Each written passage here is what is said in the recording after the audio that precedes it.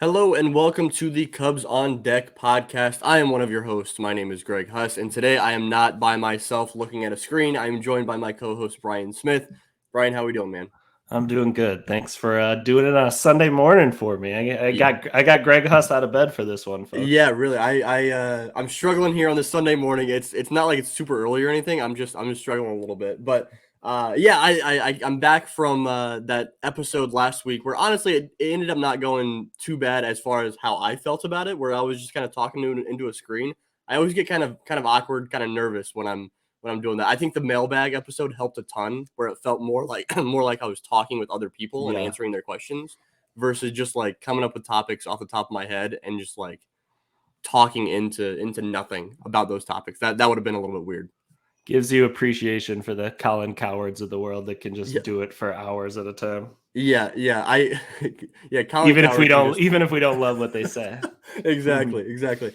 All right, so we got a good episode going today. Before we get into this, it's like you said, it's Sunday morning. The Bears are getting ready to kick off here soon. We got to talk a little bit, just a tiny bit of Bears. What are your thoughts on the Bears this upcoming season? You got a season record prediction? Any thoughts? I mean, I like to keep expectations low to allow myself to be pleasantly surprised. So I like in my head, I feel like 8 and 9 is sort of the number, and one of those years I think I kind of feel like creates more questions than it answers questions. But I don't know. I also think there's some bones there, and I don't think I would be shocked by 10-7, but much more than that, I don't know that I see it. Yeah, I think my official prediction is 7-10. Okay. Unfortunately, I don't know. I just I the Vikings are there. The Lions are there. I don't know about like I don't know. The division isn't bad. I don't think so. Feels like the optimism about the offensive line like 3 months ago is now sort of gone, and I think that's a real important thing that they needed to solve. It feels like that Justin Fields can't just like they can't get away with Justin Fields being good. He has to be great in order for the team to be something be something impressive. So Right. I'm worried about him being something great. So we'll Yep. see. But all right, man, we got about I think 7 players we want to hit on. One was a promotion. We're going to talk about Luke Little up top, and then we'll get into a grouping of guys that have just been performing pretty well so far this season, and especially recently in Frankie Scalzo and Marino Santy, Jackson Ferris, Pedro Ramirez, Christian Franklin, Jared Young. So you guys got that to look forward to this episode, and then we're going to end with a little bit of look back on Justin Steele and his development story because we don't do that. I feel like that's not something we've done on this podcast before, but we haven't really had the opportunity. Like Justin Steele, who is performing like one of the best pitchers in all of baseball right now. Like this is a good opportunity to look back on kind of a quirky way in which Justin Steele got here. So we're gonna at the tail end of this episode, we're gonna talk about that quite a bit, and that should be pretty fun. But like I said, let's talk about Luke Little first because I feel like we talked about him quite a bit over the past month and a half or so, Right. kind of anticipating this promotion up to Chicago as he got that conversion to relieving, got the promotion up to Tennessee, then got the promotion up to Iowa, and he absolutely tore it up during his time with the Iowa Cubs. Now he's up in Chicago. We get that promotion. He went 1 inning. It's awesome to see him finally up in Chicago. We can talk about it from that perspective as opposed to when are we going to see him? Yeah, and I mean, we can talk about him in the context of helping out a team that I think is in a bad place with getting lefties out in the late innings with, Mark Leiter Jr., not seeming like he has great feel of his splitter right now. So if you lose that, then it's a team that really, really has a weakness at getting lefties out at the end of a game. And so there's a shot here for Luke, like in the next 10 days to really establish like an important role in the bullpen. And that's really cool. Like, I mean, if this team makes the playoffs, I would think that like big sixth inning in the playoffs against like the other team's best lefty, like there's a chance Luke Little's the guy that Ross wants to pull in that scenario. And, I mean, for a guy that started this season in South Bend, that's a pretty incredible rise. And I mean, you watch him throw, right? We watched him throw earlier this week. He got 2 strikeouts in his 1 inning of work, closed out the game. Didn't get the save, but closed out the game. And had a little bit of energy. I love seeing that emotion from him after he got that last out. Yeah. He very clearly has 2 major league plus pitches in that fastball and slider. Now, the fastball doesn't have the shape or the spin, stuff like that you'd necessarily want to see from a fastball in the mid to high 90s. But we know that it plays up a little bit extra because of that size in him, the weird wonky angle that he comes at the batter from, like that plays up a little bit more. But the slider, like that is a plus pitch. Like that's a really, really good pitch. We saw in like all the stuff plus models, stuff like that. Like it's a really, really good offering. And I don't know, man. Like I think that might be the biggest takeaway from his development for me is that slider along with the command that's improved to a point where like he can actually make it up to the big league. Because remember when Luke Little was drafted, it was a matter of like when he was at junior college, he was walking more than a batter per inning in college. Yeah, The right. fact he got the command under control enough that like the rest of his what he does plays up enough. Like that's awesome. That's huge. Yeah, the fun thing about seeing those Stuff Plus models when they come up is just sort of how it confirms or doesn't confirm like what we thought in the minors. And I probably would have described Little's pitch as like as just a plus slider. I really liked the pitch. I wrote about it in my Bleacher Nation preview. Being like the prize of Little's development was the Cubs, getting that pitch over the hump. But I mean, it graded as above plus in that one inning of work, which is, then you're talking about one of the best sliders in baseball, which I'm not sure that I saw that. And, if he were to continue to show that, I mean, I do think it explains a little bit about why the strikeouts have just gone through the roof this year. But man, if he continues to show that, then we did like sort of underrate him, I think, because, when you're talking about a top 10 pitch in the league, like that's a guy who just has the floor of somebody who's going to make it in a big league bullpen for a long time. Real quick side note on this though, you mentioned that we might have underrated him as a prospect. Yeah. To me, it is still the most difficult thing to do is ranking like true relievers, because even though like he started this year as a starting pitcher, by the midseason update, like he was a reliever by all intents and purposes, Yeah. So that to me is still one of the most difficult things that we can do, especially when we know a guy like Luke Little has really good stuff. This is not just a guy out there getting outs a lot. This is a guy that has really, really good stuff. So that's really tough. Like I at that midseason update, I think I ranked both him and Daniel Palencia right in the mid-teens. I think it was, I'd have to look back, 14, 15, so somewhere around there. Yeah. I ranked Luke Little above Palencia, but I think both those guys were in the same, like I viewed them in the same light.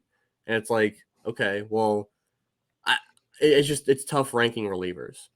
If they're both relievers for good now, would you stick by Little over Palencia in your own head? Yeah, see, I think you're right. I don't think I had it that way, but I think I've sort of started to turn my brain in that direction here in the last couple weeks. The way I looked at it was just like that fastball and slide. Like you're essentially looking at those two pitches, and I think that if struggles arise with either of those guys, I just trust Luke Little to get through that a little bit more, because Daniel Palencia is like, okay, if that fastball is 98, 99, that's one thing. But if it loses a couple ticks down to 96, like what is Daniel Palencia even as a reliever? I think he can still be good, obviously, but not elite. Versus Luke Little, we know that I think that his size and the fact that his fastball plays up a few ticks, like that's what I liked about Luke Little over Palencia. But like I think still splitting hairs to a certain degree. You know what I mean? But that's kind of what I was viewing when I saw him mid-season, or when I was ranked in the mid-season. Yeah, Palencia, the big thing over this winter is, can they get the fastball to get like the swing and miss that you would think? I mean, even the metrics on like the life it has are pretty good. The velocity is obviously amazing. It should be a pitch that gets more swing and miss than it does. So that is it's a big offseason for him to get that nailed down. For sure. All right, let's go from a reliever in Luke Little at the major league level to a guy that's pretty quickly rising up. And I think he is viewed among prospect writers and casual fans as a guy that like we really like. Frankie Scalzo Jr. is up to Double-A Tennessee at this point. And he's just still looking really good. I know we've talked about him for a true reliever. We talked about him that is just now getting to the upper levels of the minors. We talked about him more than maybe any other reliever that we can talk about. But I really like what I've seen from Frankie Scalzo Jr. so far this year, and especially since he's arrived to Double A Tennessee. Yeah, I mean, he just on the 8th, 2 days ago here on Friday, Scalzo had one of his best outings of the season in just his third Double-A appearance. He, went 2 innings, got every hitter out, struck out 5 of them, had 9 swinging strikes, which looking back is most he's had in 2 months. Third most he's had all season. 9 swinging strikes on 33 pitches in Double-A is just it's a great sort of like feedback for the Cubs to go into next year with, saying like, okay, like we can kind of confirm that this breakout wasn't just a guy in A ball that didn't belong there, that should have been in Double-A all season, and we don't really know what we have. Like just a couple outings is, I think, enough for the Cubs to say, okay, this guy did break out. This guy is sort of in a different tier than we thought. And now like we can approach his development, and we can approach sort of our own internal rankings of relievers with the idea that, there's something real happening here. Yeah, and as you're watching that outing, especially this past outing when he went 2 innings and struck out 5, he was getting a lot of swings and misses with both the fastball and the slider. Right? I know Yeah. that when I talked to him earlier this year, he was talking about how much more confidence he had in that sweeper, to both throw that as a strike and out of the zone, and get swings and misses with that. Like we saw that. I think he ended up getting, I think it was 3 strikeouts with that pitch. And then 2 strikeouts with the cut right fastball. That is very clearly like he's not bringing it at 99 miles an hour with the fastball. He's up to mid 90s with it, where he was in the low 90s when he first arrived into the Cubs system. But clearly he's getting some wonky swings and misses on the fastball, and I think it's just that cut right on there, and his ability to throw either of those pitches at any count. So I think that he can thrive off those 2 pitches, just continuing to move forward, especially as a reliever. Like he doesn't need to necessarily have a third really strong offering in order Right. to make it as a reliever. I think the Cubs, when they drafted him too, saw a guy that like when he got into an actual strength program was going to be able to put on a few ticks. He has, but I don't think they think it's done. I think, I don't think they're going to write off that 96, 97 is a possibility. And that's when he really becomes, okay, now we can put a big league projection on him. One thing I would point out is the BABIP is still low. It's 246 for the season. It was that's like 100 ticks lower than what it was last year when he had some bad luck in his first year. So he's holding lefties to a ridiculous line: 156 average, 220 on base, 221 slugging. That's pretty crazy for, that speaks, I think, to the power of like that cut right fastball. But it's a 193 BABIP. So, he is going to have to go into next year and answer some questions still and continue the ascent. Nothing's going to be gifted to him. He's going to go right back to Tennessee, I'm sure. But a guy that's on the radar now, and like, I don't know, one of my favorite things about following this stuff is when guys go from sort of off the radar, very fringe, and then like now the Cubs have them on a depth chart somewhere as like, if we need a guy next year and a couple injuries happen, like let's not forget about Scalzo. Where do you? So I always on my prospect list, I like to especially when I'm going like 40 deep or so, I like to just throw in at the back end some of these relievers, especially now that Luke Little and Daniel Palencia are up in the major league level. There's not a whole lot of super notable like high ranking relief only prospects. Where do you kind of throw Frankie Scalzo in that grouping of relief only prospects in terms of where you rank him? Yeah, I mean, the interesting thing for me is how he'll be viewed next to somebody like his new teammate, Zach Lee, who Yeah. I think I would have Zach higher still. Zach also, I mean, we could be talking about Zach right now. He's on a really good run for the last 2 months. So Zach probably for me is going to be, I don't know, late 30s, probably one of the earlier relievers after we get through like the Luke Littles. I think Zach's probably past even like a Bailey Horn. So Scalzo would be in that next grouping. I'm gonna have to think about who that means he goes into. Another guy that we should probably talk about is Eduardo Nunez. Yeah. Has been absolutely awesome lately, and he's a minor league free agent.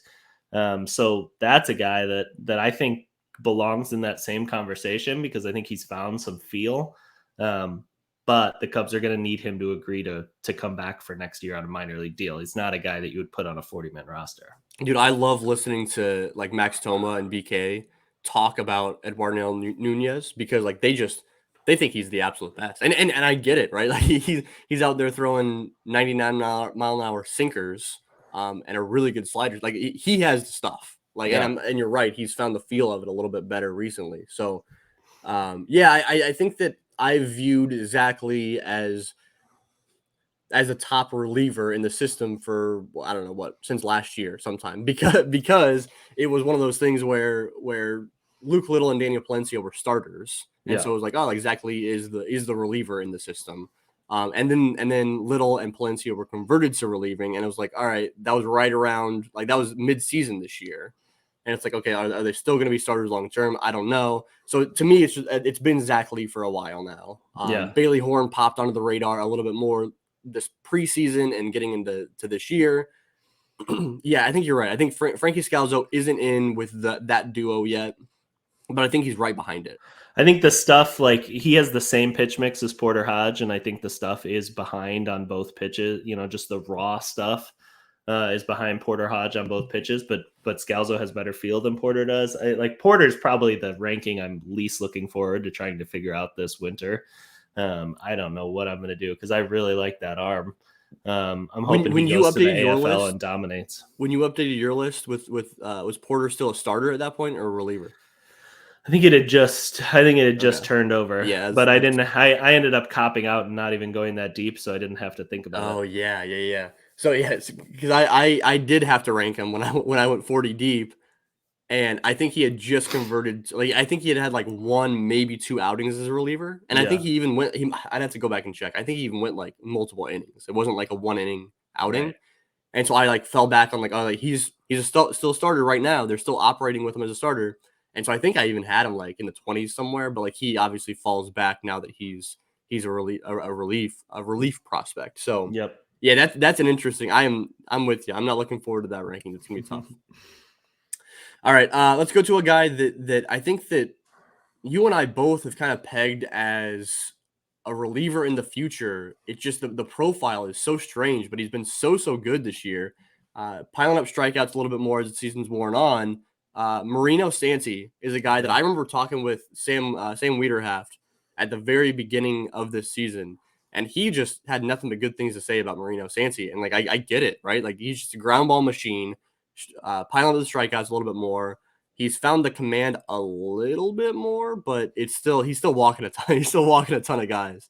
What are your thoughts on Marino Santy so far this year and recently? I have to say the one thing about him, I don't really understand where the strike or where the ground ball rate comes from, because when you watch him, like it really seems to be a 4-seam fastball that cuts. I think they'll even call it a cutter sometimes. And then one of the best curveballs in the system. So yeah, I mean the curveball can be a ground ball pitch, certainly. That would explain some of it, but to have the rate he does is really surprising to me. I think it shows that like low A hitters, if you have 2 solid pitches, that's enough for low A. So like I'm sort of undeterred in my feeling that he's a reliever long term. I don't think this year has really changed that for me. But what has changed is like that stuff plays. I think he's an uncomfortable at bat in a very different way than Luke Little is. I think, I've always said Tim Collins is my comp on Marino Santy, just a, short lefty that throws a really good curveball that like, as long as he can throw strikes, like there's a role for that on a big league baseball team. So I think he could get there. I'm optimistic, and he's got a nice, like strong frame, almost like, a smaller version of how Palencia is, where it's like short, but it's like pretty filled out and muscular. Yeah, I'm a fan. Yeah, I actually I was thinking a little bit of Luke Little. That's the theme of this episode, I guess. But I was thinking a little bit of Luke Little with Marino Santy and the way they're treating him on the mound. Obviously, he's a starter. He's either been a starter or a piggybacker all year long. But he hasn't. He's thrown 22 games this year and has only gone above 70 pitches 5 times. 1, 2, 3, 4, 5, 6 times this year. So they're not letting him get deep into starts. He's going 3, maybe 4 innings sometimes. He's got 1 outing where he's gone 5 innings, and it was that no hitter when he didn't give up a hit. It was the shortened no hitter. So, yeah, it's just interesting how they're using him. Very clearly to me, like he'll be a reliever at some point, and I don't even think it's like when he reaches AAA. I think it might be next year, the year after in High A and Double A. So. Yeah, you're right. It's just a kind of a wonky. He's listed as 5'11", 170. I don't think he's 170 anymore, but Right. he's definitely that 5'11". I think 5'11" might be rounding up a little bit. He's definitely a shorter guy, and I don't think that the ground balls will stay this high, especially with that repertoire that he has. But that'll be something worth monitoring because that's important. That'll be super important, that ground ball rate, because if he can continue to maintain that helps him out tremendously out of the bullpen. But if he doesn't, then I worry about maybe the home runs taken off a little bit, just allowing a higher BABIP, and kind of I'm worried to see how he continues to climb if he doesn't get that ground ball rate. Yeah. I talked to a pitching coach last year and I asked, like, why are you guys so slow to move guys to the bullpen? And, what he kind of explained was just when you're starting, you're just getting more chances at seeing hitters and more chances to work through situations. Like it's about just like building up their what is the Malcolm Gladwell theory? 10,000 hours, right? Until you're an expert at something. Like it's the baseball version of that. If you let a guy start, he's just going to face more hitters. He's going to get in more situations of like, now I'm in a 2-1 count. Like, where is the best place for me to throw this fastball to not get beat up? Like, it's just those experiences they value more than like, kind of seeing what his fastball velocity would be in relief. Like that to them is less interesting than the developmental reps that he's going to get as a starter. Yeah, I love that. That's honestly great. That's terrific.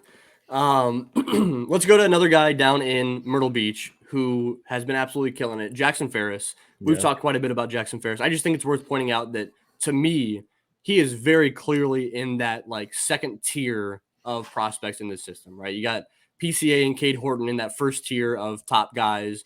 And then it's the wave of Owen Casey, Kevin Alcantara, the Ben Brown, that Jordan Wicks, although he's major league now.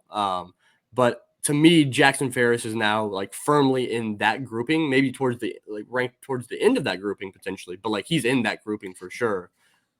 He's been terrific. He went this week. He had an outing where he threw 5 innings, 1 hit, no runs, 6 strikeouts with a walk. Like he's good, dude. He's so good.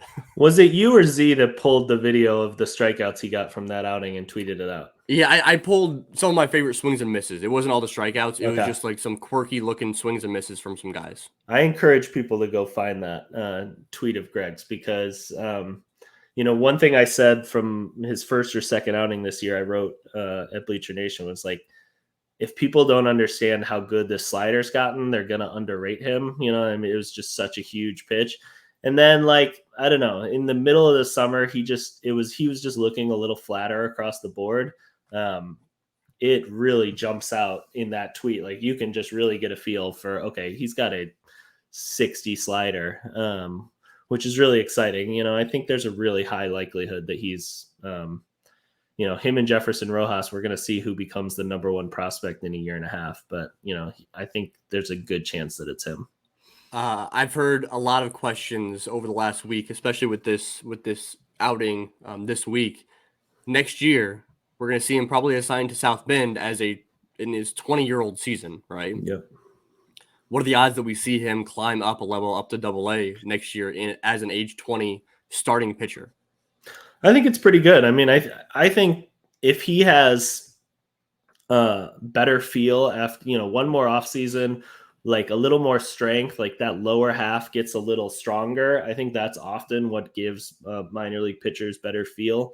If that happens, like his stuff is good enough to be in Double-A now. It's just he sort of loses track of it a little bit through the course of an outing. So if the strength program gets him to a place where like he can know where the ball's going more consistently than he does now, I don't see any reason he couldn't. It's worth pointing out his season line numbers because remember this is his first season since being drafted. He got the aggressive promotion as a 19-year-old up to Low A. He's thrown 56 innings this year, which is I think that is an accomplishment in itself that he's logged 56 innings as a 19-year-old at that level. But he's recorded 77 strikeouts this year, which is 12.4 strikeouts per 9 innings, which is absurd. He's only given up one home run all year long. He's got a 3.38 ERA. Just across the board, like the numbers are just only giving up 35 hits in 56 innings. So his numbers are ridiculous in themselves. But then you throw in the fact that like you just watch him pitch, and the fact that he's able to use that slider both against lefties and against righties, he's back footing guys, righties a lot. Yep. And that's really fun to see how that can be a plus pitch to both sides of the plate. And he's got that curveball that he throws in every once in a while too. And I don't think that's I think the way he uses his curveball is exactly the way I want to see him continue to use his curveball as he climbs the ladder, right? Where it's like he's got the good fastball, he's got the good slider. That curveball is good, but he doesn't need to use it all the time. And I think that's perfect how he's using it now. Yeah, I mean, if you see a hitter that sees your spin off your slider, like, well, the first time you throw it, the curveball is a great pitch to then trick the hitter. Like, he sees spin out of your hand and it doesn't do what he expects. We're going to talk about Justin Steele's rise up the system a little later, but, one thing we're going to do when we do that is we're going to say at age 19, Justin was in the Northwest League, which is not like a league that the Cubs are in anymore. Mm-hmm. And, it's a reminder that what Jackson Ferris is doing is putting him ahead of the schedule that the Cubs used to have high school pitchers on. So I think that makes the fact that he's having good results even more exciting. Yeah, absolutely. Before we get into Justin Steele, let's cover 3 hitters that have been good this year and good recently. We'll start down at the lowest level and work our way up. We'll start with Pedro Ramirez, who we've actually talked about a little bit recently on the show because since he went back down to Arizona for that, couple weeks stretch, since he's returned, he's been on a different planet at the plate. And I think that it's interesting with Pedro Ramirez because last year he got the promotion up to Myrtle Beach as an 18-year-old. And when he got promoted up, I think it was at the exact same time as Moises Ballesteros. I don't know if it was a week apart. It was right around the same time towards the end of the year. Yep. And I think there was a lot of hype surrounding Pedro Ramirez because of the fact that he was so good in the Dominican Summer League. He was so good in the Arizona Complex League. He was getting that promotion up at 18 years old, which is not normal, even for that cup of coffee at the end of the year. There was a lot of hype surrounding Pedro last year. He starts the year this year and struggles. You went into a lot of detail about kind of like theories on why he might have struggled a couple weeks ago, and I thought it was terrific. But I want to look at this conversation about Pedro Ramirez more in the perspective of okay, where is he? Where does he fall in terms of in the organization?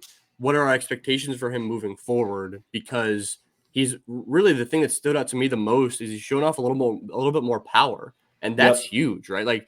We always knew he was a guy who had a lot of contact ability. The bat to ball was really good. Had a little bit of speed. But he kind of struggled in the field. It's where does he fall as a player long term? If he can incorporate some more pop, that's huge. Totally, yeah. I mean, just to put some numbers on it, his last 40 games, which takes us back to July 22nd. He's got a 318 batting average, a 436 on base percentage, which is 26 walks against 17 strikeouts, and a 492 slugging percentage. He's got 5 home runs in 40 games. So, yeah, I mean, that, I think it's going to be easy to say he's got a bench profile because he's a switch hitter. It's going to be able to play 3-4 positions. I think that gives him a nice sort of floor profile as we talk about a prospect. But, there's no reason that we shouldn't be continuing to think about this guy as someone they can develop and try to build into being a starting level player. I think the course of this season tells you just the value that taking a bunch of walks has. And it's just if you stay committed to a plate approach and you stay committed to swinging at the right pitches, eventually those hits are going to drop. Eventually, you're going to get hot and get into a groove. And that's what's happened here, right? I think he's probably going to be similarly ranked for me than how he was last year, which is in the 30s somewhere. Yeah. But a guy that is just tracking well. There could be an everyday second baseman outcome for him down the line. Dude, I think it's important to remember that if you have a guy that has played full season games, and at that point, at the time that he was sent back down to the complex, I think he was like right around 50 games total between last year and this year in full season ball. And if you have a guy that's logged that many games in full season ball, and at that point they are out of a top 40, out of a top 50 prospects in the organization, and if you can somehow, even with a guy who's super super young like Pedro, if you can ultimately turn out a guy that becomes a bench bat in Chicago, that's really impressive. Like that's a good thing because that means you're taking a guy who we've already seen. We've already seen what he can do to a certain degree. Like, obviously, guys change, but like that's important. Because I think that like you're counting on like a guy like Jefferson Rojas, who's also a teenager playing down at Myrtle Beach. Like, yeah, we saw him and immediately we were like, okay, he's no joke, right? He Yeah. can be a starter at the major league level because he just jumped on the list in like the top 10-ish range, you know. So that's one thing for the guy to like drop off our radars the way that Pedro did and then jump back onto them. I know like he's not going to be a top 20 guy in the system, but like for him to jump onto the radar the way he did and kind of get his name in the conversation as a potential bench bat in Chicago, that's valuable. That's impressive. That's for him to bounce back is awesome. Yeah, I know people are going to say like, okay, what's the, he actually just passed Rojas in OPS for the season. And so, I think people will say like, oh, what's the difference between them? You know, I think the difference that's worth saying is Rojas has a body and a frame that still looks like it's growing and that it will Mm-hmm. fill out. If you see Pedro in person, like the impressive thing is he's like well built for a guy his age that comes through the complex. Like that doesn't happen that often. On the other hand, it's a pretty small package with a lot of muscle already put on. It doesn't seem that projectable. And those prospects tend to get like underranked. It's probably like you're hoping it's second base. It might, maybe even like it would have to be third base, although, I don't see any reason he shouldn't work at second. Um, it's just not a guy that's ever going to be ranked super high when you lack that projection. But, when you have a plate approach like he does, it's just something that's going to work as you go up the system. And then like all of a sudden you're in AA and you're doing it. And then you're just on the radar. And then you're a hot stretch and a injury at the major league level away from an opportunity. And, I think that's the track he's on.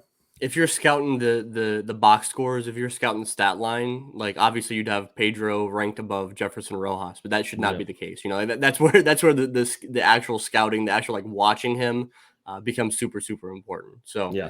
let's go up a couple or up one level up to South Bend to see Christian Franklin, who has been another guy since that trip back down to Arizona has been absolutely tearing the cover off the ball. Again, we talked about Christian Franklin and his hot streak.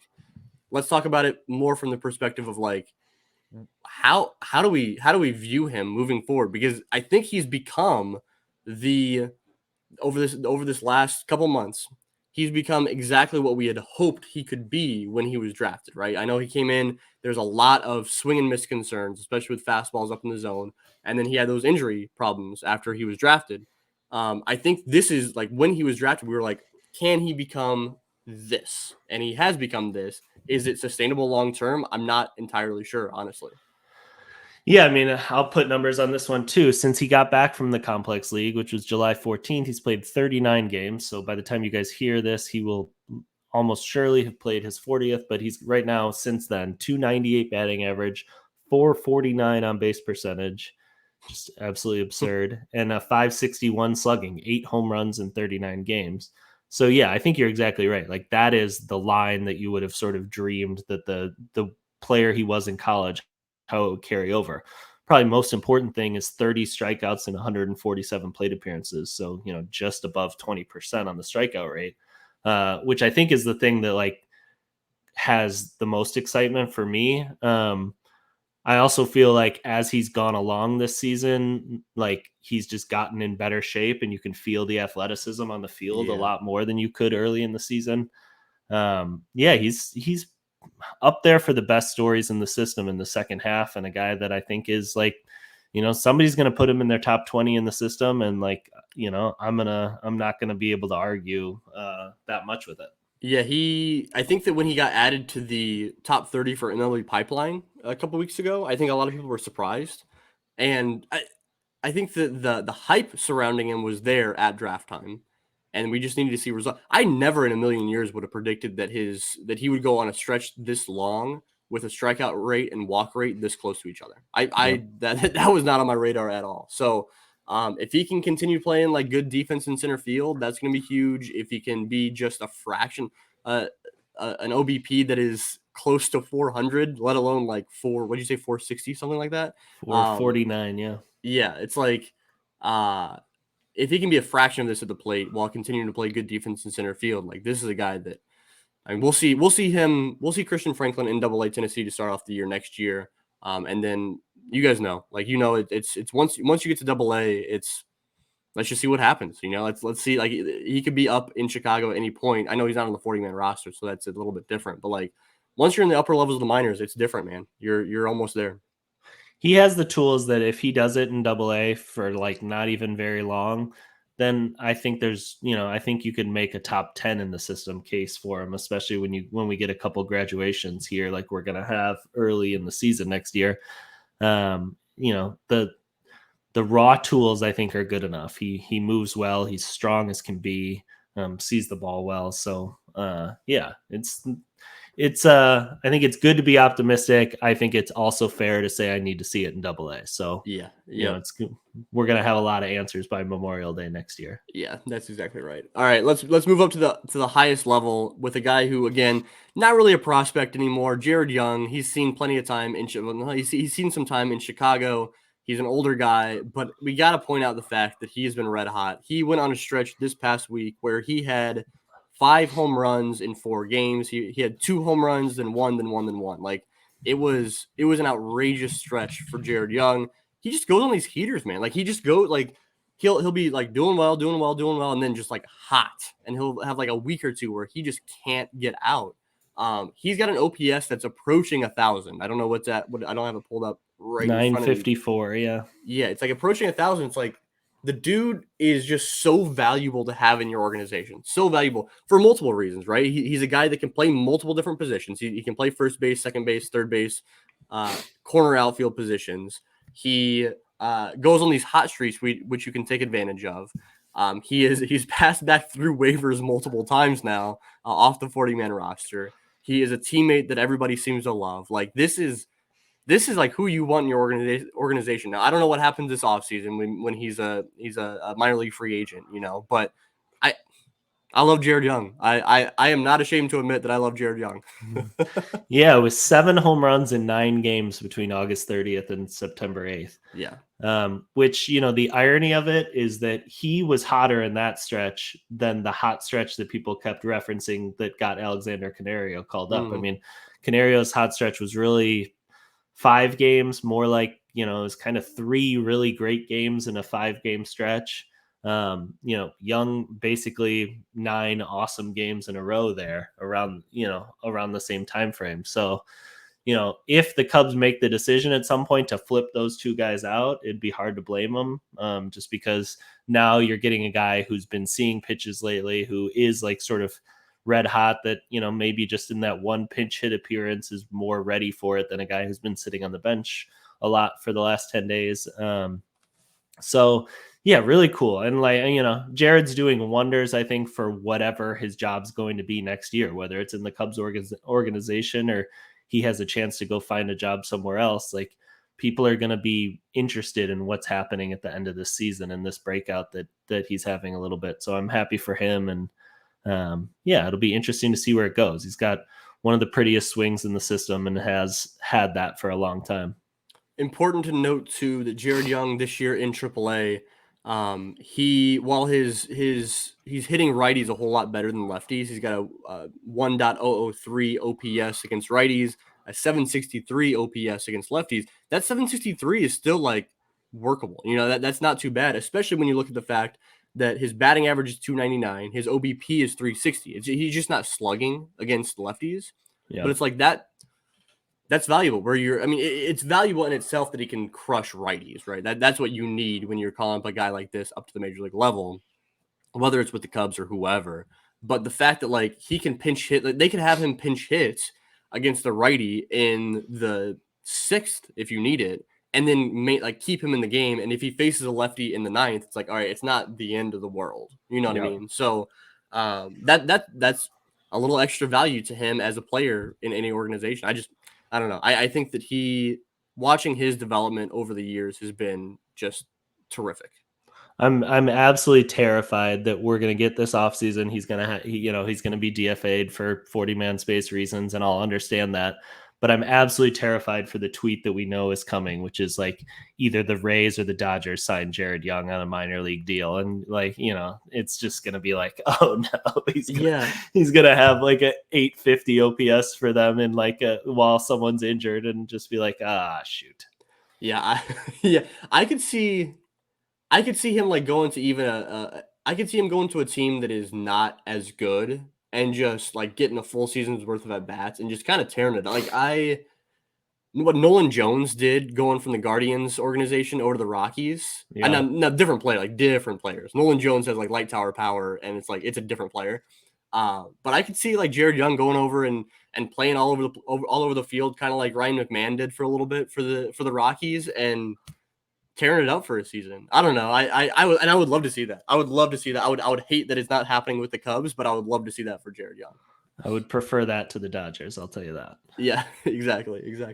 All right, man. So let's wrap up by talking about Justin Steele. I kind of hinted at what we were talking about at the beginning of this episode, but his development path has been wild, and now he's sitting here in September of a playoff race as maybe the favorite to win the Cy Young in the National League. Yeah. I'll kick it over to you to let you just kind of jump off the deep end with this conversation. Yeah, I mean, so we're in the middle of a stretch right now where, I think Justin Steele is sort of right now showing out as the best pitcher alive. And, if you just think about the last couple starts and what he's done, and then you consider that since, mid-July last year, he has the lowest ERA in baseball. Is he the most talented pitcher? Probably not. But that actually, I think, informs the conversation even more, because what I want to do is I want to look back at his ascent through the ladder of the Cubs system. And I want to just sort of talk about how he changed. I want to talk about, what we could have seen during the system, during his time in the system, and during the times where he struggled, that is still suggesting hey, there's a really good pitcher here. And maybe to try to find the moments where it was hey, there could be something really, really special here, because as we're going to go through it, we're going to see a guy that did struggle along the way. And I think it's, I think it's useful to look at these stories and to remind ourselves that, development isn't linear, and that we can be creative and optimistic and look at guys and try to see what the best version of them can be. Because if you take 20 pitchers, Justin was in a big morass of pitchers in the system at that time that all seemed really close. And if you just take 15 pitchers and you get one Justin Steele out of that group of 15, you have won as an organization. And I don't know. I think it's just useful to talk about how the Cubs ushered in this development. You want to start at the very beginning here with how, when he was drafted, right? Yep. So he was drafted in the 5th round back in 2014, which just, I mean, him being drafted in 2014 cracks me up. It really showcases he is now one of the best pitchers on earth, obviously, but he's still considered a pretty young guy. He's still a young guy for Major League standards.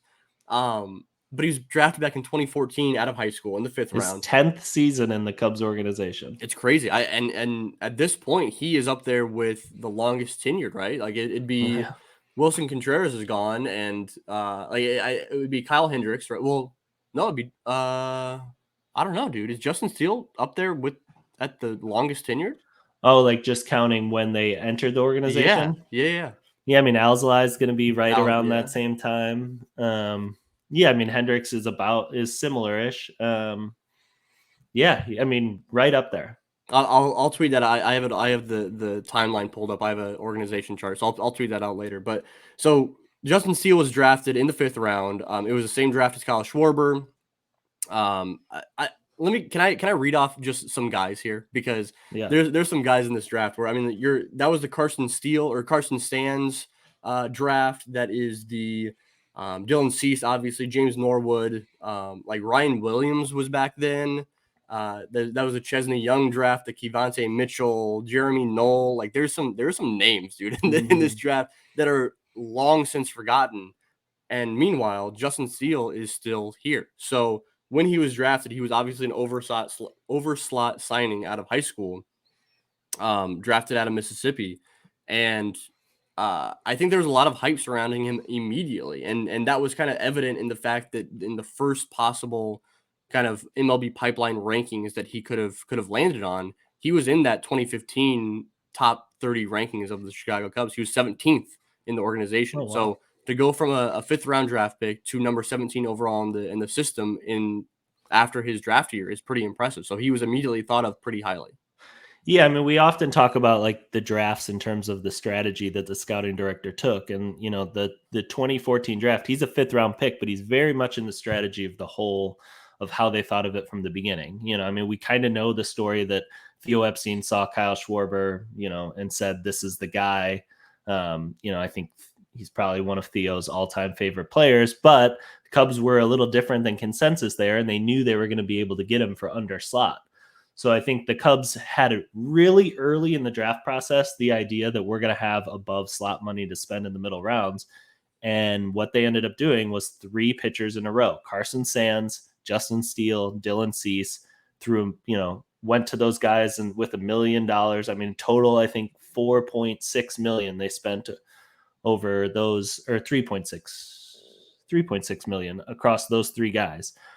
Cease ended up getting the most, even though he was drafted the latest. And I think they knew at the time, like, it's a dart throw. And if we get one of these guys to work, it's a win. And now, now we're going to get to a point where Justin Steele will be the second of those 3 pitchers to get Cy Young votes at the end of this year, which is just really cool. And speaks to the job that Jason McLeod and his staff did back then. You go 2 or 3 with high school arms, it's an incredible batting average. Incredible. Yeah. And I mean, there's times when that draft happened and Carson Sands was kind of thought of as like, oh, like maybe he was the highest drafted of the 3, right? Yep. I know that doesn't really mean anything, but like the fact that he was the highest drafted is kind of interesting. Yeah. And so you want to fast forward after that. So like you mentioned earlier that he was assigned and he spent some time up in the Northwest League with the Eugene Emeralds. He's been interviewed a few times and he's always mentioned that time up in Eugene. As I think that every prospect in the Cubs system that spent time in Eugene absolutely loved it. That was my takeaway from when I did a whole lot of player interviews over on Growing Cubs back in a few years ago. Like those guys did play in Eugene. Everyone seemed to love it. But him to get up there and really like take off, hit the ground running was important. Yeah, I wonder if the reason that it sticks out in his mind is it's the place he was the most dominant in the minor leagues. I mean, as we get into it, he was not particularly dominant in the minor leagues. He had he has a lower ERA in the major leagues, like in his career, than he had in the minor leagues, which is pretty funny.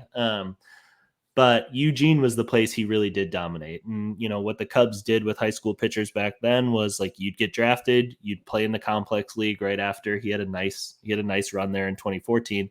Then in 2015, you would go to extended spring training. You'd be working a lot on building up your body and things like that. So he had, many months there in Arizona just working out. And then you'd get assigned and head off to Oregon to play in the Northwest League. Justin had a 2.66 ERA and 40.2 innings there, 38 strikeouts, 15 walks, which is really good. Like a 3.3 walk per 9 ratio for a high school pitcher in his first like full season since being drafted is amazing. And the thing I love that I do think speaks to who Justin became was 0 home runs allowed in 40.2 innings. Like it's our sort of first hint right there. The batters have just never seen the ball that well, and they've really struggled to sort of get their barrel to the exact place that he throws the ball. That is, I think, his most defining characteristic is that, when hitters hit him well, they're still missing the barrel by a good inch, 2 inches.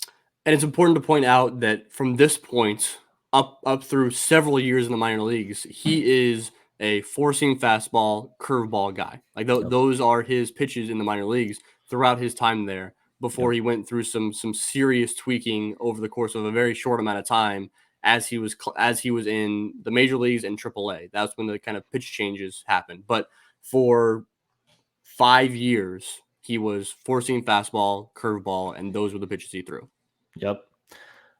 So yeah, 2016 then comes, and everybody knows that he's going to get to go to South Bend. That's like just the natural next place for him to go. Low A South Bend, yeah, low A South Bend back then. Good point.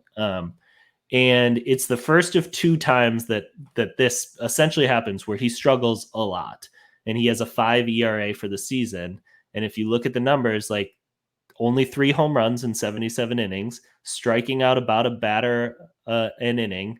The walk rate ticks up, but not terribly. The thing that changes, and this is going to happen in AA too, 390 BABIP. So he allows 93 hits in 77 innings. Hitters bat 305 off him. However, it doesn't totally tell like a real story, I think. And I think people that were following him, I think he probably dropped in rankings after this season because of that 5 ERA. But I know like Darren Pritchett, who was the play-by-play guy for South Bend back then, like really liked Justin in his time. And I think there were like in the summer, he was pitching really well. Looking back, he allowed 8 runs in 0.2 innings towards the end of the season. And I think the ERA really spikes because of that. But it was a positive developmental season that when you look at the numbers, just doesn't show up as one. So I'll as you're running through this timeline here, I'll keep you on my timeline as far as where I had Justin Steele ranked, because it gets really funny at the end. You're gonna love this at the end here. But back then is when I did the rankings of like separated out pitchers and hitters. And so I have a preseason 2016. I'm looking at my past prospect list, and at that time I had Justin Steele. This would have been after his time in the Northwest League. This would have been prior to him throwing and struggling ERA-wise and results-wise in South Bend. I had him as the 4th-ranked pitching prospect in the organization. That dropped a little bit in the midseason 2016 after he got off to a rough start. I had dropped him down to the 8th-ranked pitching prospect in the organization. And then let's get to where we're at now in your timeline. I guess so. I actually skipped. I did not do a preseason ranking prior to 2017. I did do a midseason, so I'll skip forward a little bit there, where I did actually I raised him up a little bit, up to the 6th ranked pitching prospect in the organization. So that's where I stand. That's kind of where I stood with him in my rankings. Do you know when, like the date of when you did that? I can look it up. I don't have it right now, though. Okay, because let's talk about 2017, because I think you raised him up because in 2017 he's breaking out.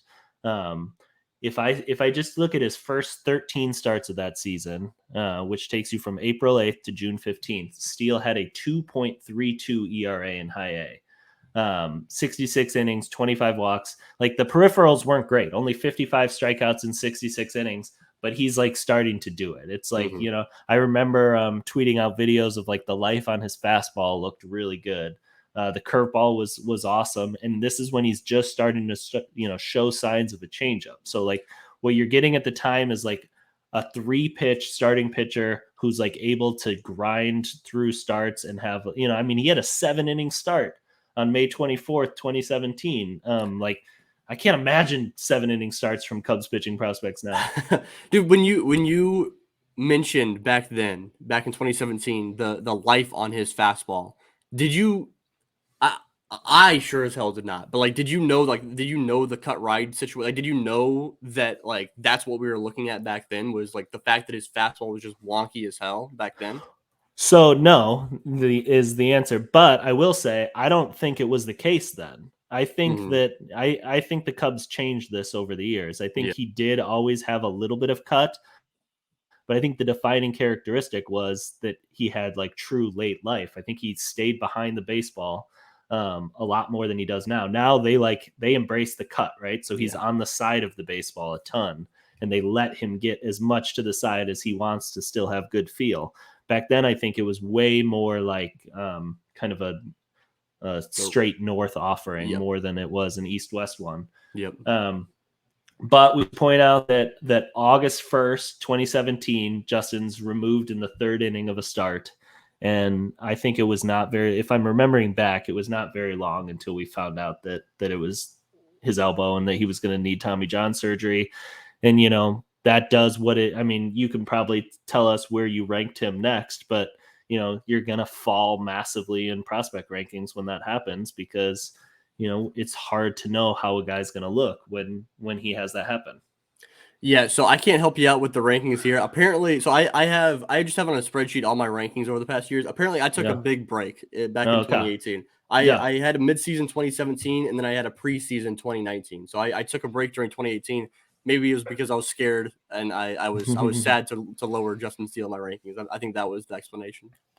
So one of the defining characteristics of Justin to me and what tells so much about who he is as a person and a competitor is so August 1st is Justin's last start before Tommy John surgery of 2017. Usually what happens when you have that injury is they sort of allow the swelling of that injury to go down a little bit. You don't get the surgery right away. You get it a couple weeks later. And how it's billed now is essentially like a 12-month injury, oftentimes going into 15 months. Justin returns in actual gameplay July 3rd, 2018. So, 11 months essentially after he got injured.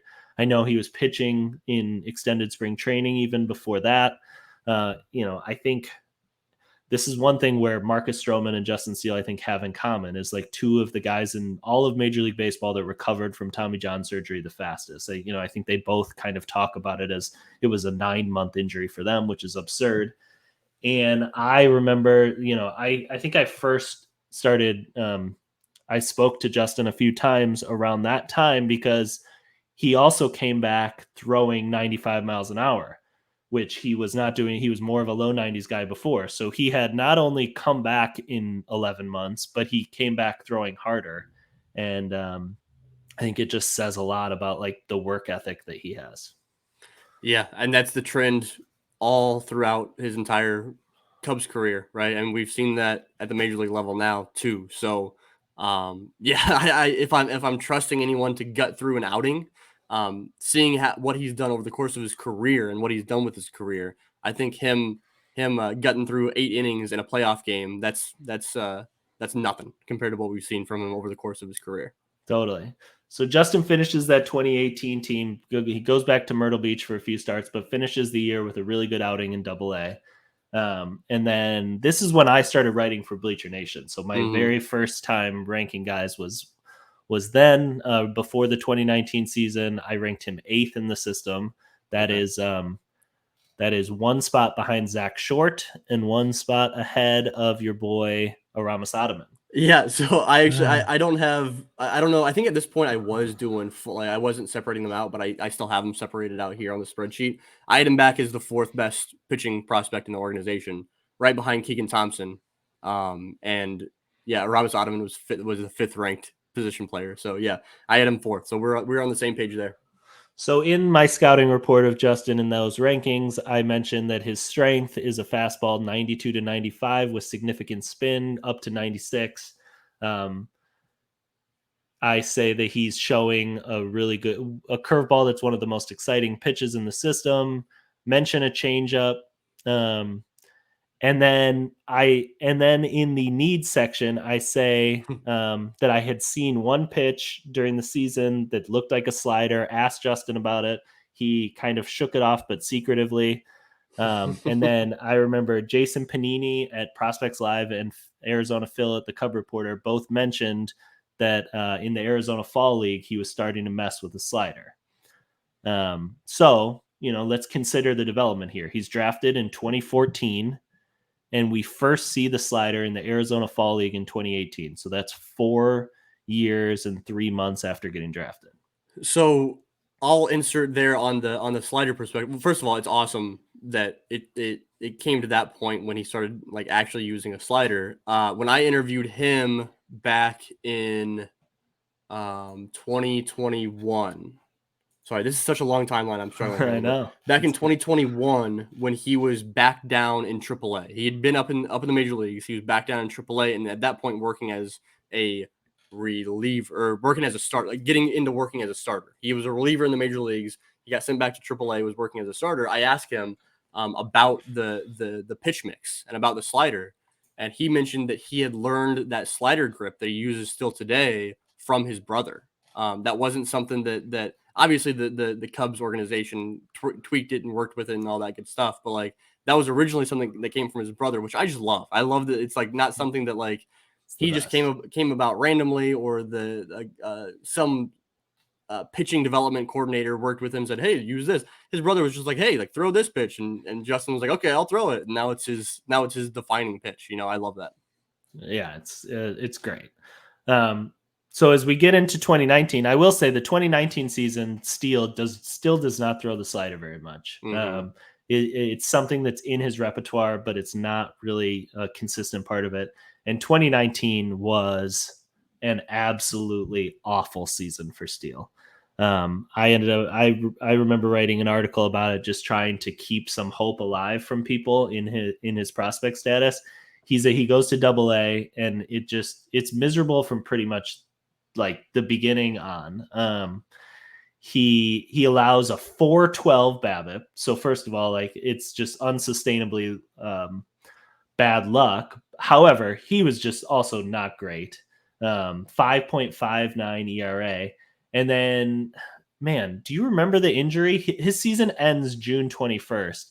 And I can't say off the top of my head I remember the injury. I'm gonna find my write up there, and unless Yeah, you remember it, I but don't remember what the injury was. No, but I remember how brutal that season was, and it wasn't like it was results, but it wasn't like he was getting BABIP to death to a certain degree, but it wasn't like a Jordan Wicks situation of past couple of years where like it's just a whole bunch of like weak hit balls and like dribblers and bloops and stuff like that. Like he was getting hit around.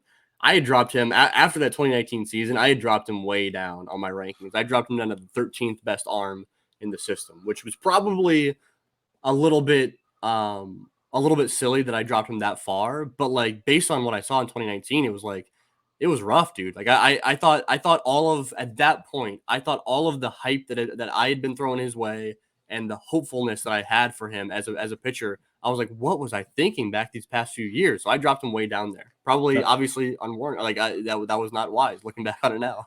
so I ranked him 14th in the system still, and I get to brag a little bit. But I'm going to read a little sentence that I wrote after he got. So 2019 happens. It's a torn oblique that he had, and the Cubs still made the decision after the season to add him to the 40-man roster, which Yeah. I think was seen somewhat as a surprise. But here's what I wrote in a piece shortly after he was added to the 40-man roster. I said, with the Rule 5 protection reshuffling and non-tender deadline in the rear view, left-hander Justin Steele remains on the Cubs 40-man roster. This despite the fact that the 2014 fifth-round picks 2019 consisted of a 5.59 ERA and 39 AA innings. And I think it's a wise choice. What gives? I actually think Steele is one of the best bets in the Cubs system to break out in 2020.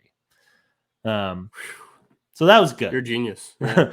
That was That's a good good. one. Real quick. I think that this was a time when he was added there. We talk about like different like defining moments of Cubs development as an organization. Yeah. I think that was pretty important to me. Like I think that opened my eyes when he was added. I wasn't like absolutely blown away that he was added to the 40-man roster. I think it was important, right? That the Cubs were trusting in their development system. I know it's very different than what it is now, obviously, but they were trusting themselves enough to develop this guy, regardless of absolutely brutal results in Double A, right? Where a Yep. lot of times that's the biggest jump is going from high A to Double A. They easily could have said, you know what, like this guy just doesn't have it in the upper levels of the minors. How is he going to have it at the major league level? And the fact that they had that trust in him was pretty huge in my eyes.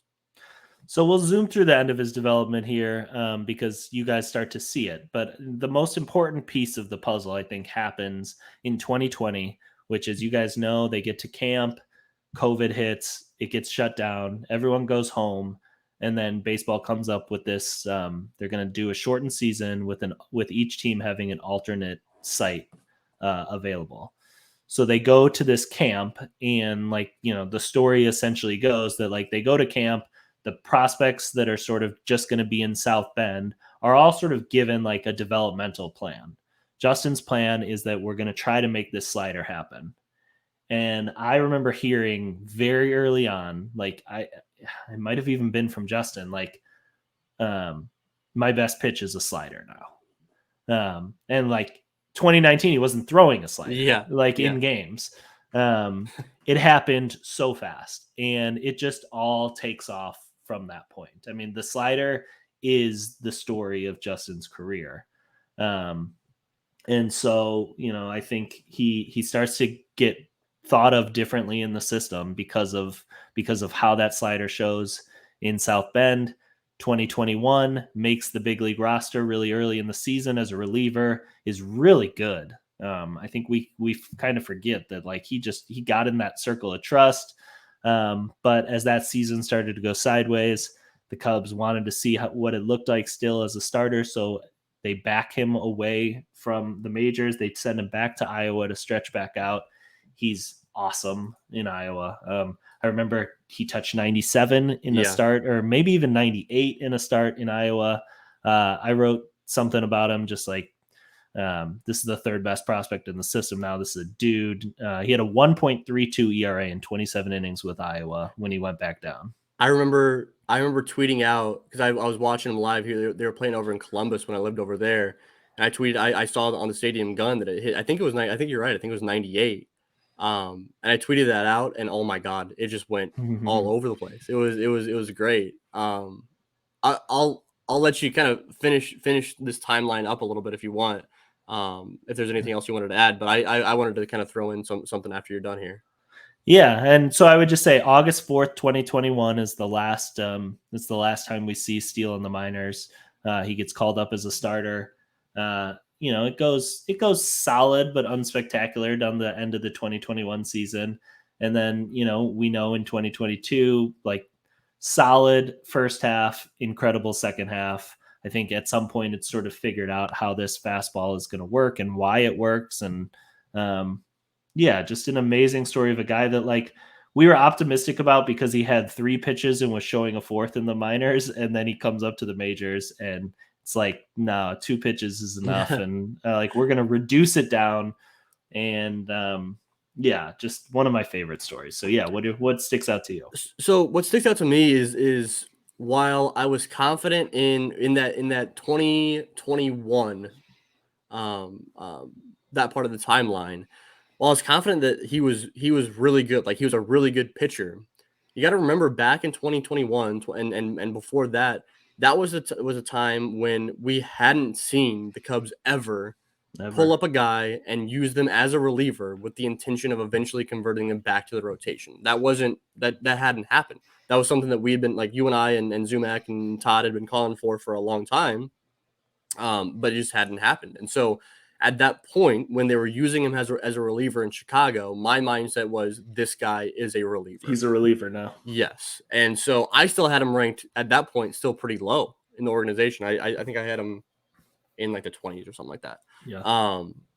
So I still had him pretty low, and my thinking was that I can't justify, like we talked about earlier in this episode, I can't justify ranking a relief only player higher on these lists. So the fact that he was able to go from reliever, give the Cubs enough confidence to send him back down to AAA, which is it was a vote of confidence, not necessarily even a negative, right? It was a vote of confidence to say, we're going to send you back down to AAA to stretch you out as a starting pitcher. That's huge, I think, in the way this organization runs from here on out. Keegan Thompson was obviously a guy that they worked as a starting pitcher and then worked as a multi-inning reliever guy. And it's their willingness to use guys in different roles, as long as they're one of the top pitchers in the organization, is awesome. And that is not something that happened before Justin Steele. I think Justin Steele is that switch that made that happen. So that's why I just hold on to a little bit of hope. I think that Palencia and Luke Little are relievers now, but prior to 2021, I would have said there is a 0% chance that they are ever a starting pitcher or even multi-inning guy ever again. Now, I still think it's low, right? I still think those guys are relievers now, but I can still hold on to a little bit of hope that maybe there's a starting pitcher in there down the road, especially for a guy like Palencia or something. So, I think that just changed the way that we can look at the organization, and that's all the credit to Justin Steele and the way that he went about his business. Yeah, but it'll be interesting. Like, what if Ben Brown makes the Cubs bullpen out of spring training next Yeah, year? Like, yeah. we should remember when we talk about him come May and June, like there will still be a chance the Cubs think that, you know, Ben Brown can be a starter for us, and like maybe he follows a similar path to Justin, and like it'll be important not to put Ben in a box, and like it was important that the Cubs didn't put Justin in a box. Like, man, it looked good in as a reliever. Like, and that's a spot that's always somewhat hard to fill, is like a lefty reliever that you really trust. Like, it would have been so easy for the Cubs to just say, all right, like we found our lefty reliever for 5 years here. That's what Justin is. He's got 2 really good pitches. We're just going to let those 2 pitches exist in the bullpen. Nope. Like, they, you know, credit to the staff for identifying what made those pitches special, and then allowing it to say, like, because they're so different and unique than everything else, we actually think they can survive just on their own still as a starter. And then, you know, Justin took the opportunity and ran with it, which is the most important piece of like the entire puzzle of how a prospect then succeeds in the majors, is like, you know, you don't always get 2 chances. You really got to capitalize early on. And Justin's career, I think, is also just like, it just shows like a guy that in the big spots, he capitalizes on his opportunities to like jump a level in people's minds. And he keeps doing it. Now, you know, he's jumping to the top of our minds as, you know, one of the best pitchers in baseball, which is pretty cool. Yeah, when you led this all off with, we know he's one of the best pitchers in the world.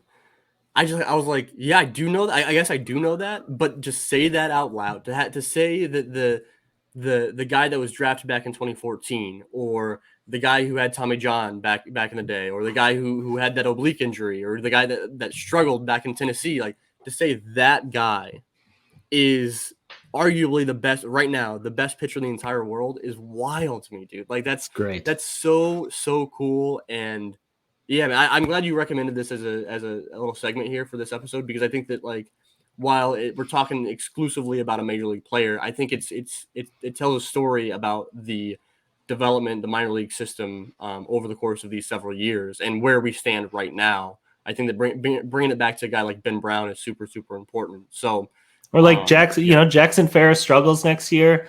Like, we got to remember that that's part of the process too. And like, you know, like we should never get too low on almost anything that happens with Jackson Ferris next year, because, you know, we had lots of opportunities to get really low with Justin Steele. You know, I think we all did at times drop him down, and like, that's okay. Like, you know, rankings aren't gospel in any way, but what's important is like that whenever those struggles happen, like a healthy organization is one that continues to focus super hard on development. And the Cubs, you know, have changed their pitching infrastructure, and Justin is sort of that first example of like they stuck to it and it got to the other side. And whatever we wrote as his ceiling during his minor league career, he shows that ceiling is like not really what we say it as. Like, a ceiling can be higher than what we call a ceiling. And, you know, it's that those are the absolute best stories, are when guys just shatter through it.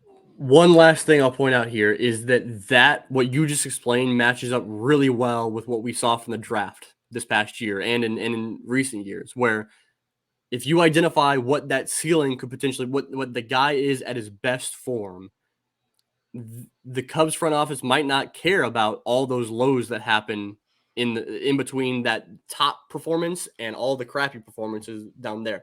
They're trying to get the guy back to that top level performer. And Justin Steele, we didn't take away, like, the Cubs front office continued to believe in him, adding him to the 40-man roster through struggles, because they said, we can get him back to this great starting pitcher eventually. And they did, you know? And so I think that we're still seeing that in the organization now with guys being drafted. Jackson Wiggins is like, oh, like, what could he potentially be? We've seen the height of what he could be in fall ball down in Arkansas, you know. Yeah. Let's get him to that level, even if he struggles between now and what we eventually want him to get to. So that's important. Anything else you got on that? I love it. No, just you know, Justin is going to be like a favorite Cubs player for all of us prospect nerds for a long time, you know, both because of his story that we just outlined, and just like what a good person and dude he is, and how generous he always was with people during that time. So couldn't be happening to a nicer guy. And what a story. I'm glad we went through it because it's just a lot of fun to talk about. Yeah, it's terrific. I love it. All right, man. Anything you want to plug before we wrap up here? No, I want to plug I'm gonna go see the Cubs in Denver, Colorado this week. So, let's get a win for the boy making a trip out west. It's just funny how it works out that way, right? Yeah. You can follow Bryan over on Twitter at Cub Prospects. You can follow me on Twitter at Out of the Vines. The other handles, if you're looking, if you're watching on YouTube, are down below. Cubs on Deck on Instagram, Northside Bound on YouTube. Subscribe if you can on YouTube. That's taken off, like I mentioned last episode, taken off a little bit more. I'd love to see that. Leave a comment, subscribe, leave a review on the other podcasting platforms. We really, really appreciate that. And in the meantime, I know that we went through this entire episode, didn't even mention that South Bend season is wrapping up. We're recording this on Sunday. South Bend season is wrapping up. Myrtle Beach regular season is wrapping up. They're playing in the playoffs this week. They'll be playing a 3-game set against, I believe it's Columbia this week. They're playing in the playoffs. So come next week, we'll try to have a little bit of recap on those seasons, at least the South Bend season. I'll reach out to the boys, BK and Max, and see if they're willing to talk about that a little bit, because we need to wrap up those seasons. It's kind of crazy. The minor league season is coming to a close. So we will talk to you guys in one short week. Thank you guys so much for listening. Go Cubs.